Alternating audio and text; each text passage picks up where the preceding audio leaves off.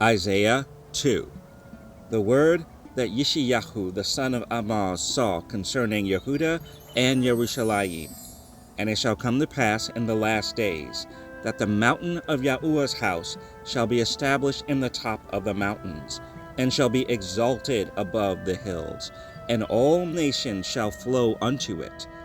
And many people shall go and say, Come ye, and let us go up to the mountain of Yahuwah, to the house of the Elohim of Yaakov, and he will teach us of his ways, and we will walk in his paths. For out of Zion shall go forth the law, and the word of Yahuwah from Jerusalem. And he shall judge among the nations, and shall rebuke many people, and they shall beat their swords into plowshares, and their spears into pruning hooks. Nation shall not lift up sword against nation, neither shall they learn war any more. O house of Yaakov, come ye, and let us walk in the light of Yahuwah.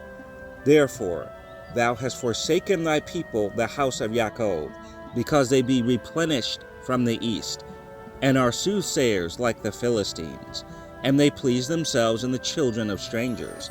Their land also is full of silver and gold, neither is there any end of their treasures. Their land is also full of horses, neither is there any end of their chariots. Their land also is full of idols. They worship the work of their own hands, that which their own fingers have made. And the mean man boweth down, and the great man humbleth himself. Therefore forgive them not. Enter into the rock, and hide thee in the dust, for fear of Yahuwah, and for the glory of his majesty. The lofty looks of man shall be humbled, and the haughtiness of men shall be bowed down, and Yahuwah alone shall be exalted in that day. For the day of Yahuwah Sebaoth shall be upon every one that is proud and lofty, and upon every one that is lifted up, and he shall be brought low, and upon all the cedars of Lebanon that are high and lifted up, and upon all the oaks of Bashan, and upon all the high mountains, and upon all the hills that are lifted up, and upon every high tower, and upon every fenced wall, and upon all the ships of Tarshish, and upon all pleasant pictures. And the loftiness of man shall be bowed down, and the haughtiness of men shall be made low. And Yahuwah alone shall be exalted in that day, and the idols he shall utterly abolish.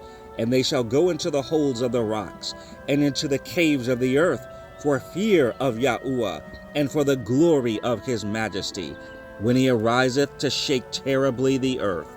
In that day a man shall cast his idols of silver, and his idols of gold, which they made each one for himself to worship, to the moles and to the bats, to go into the clefts of the rocks, and into the tops of the ragged rocks, for fear of Yahuwah, and for the glory of his majesty, when he ariseth to shake terribly the earth. Cease ye from man, whose breath is in his nostrils, for wherein is he to be accounted of?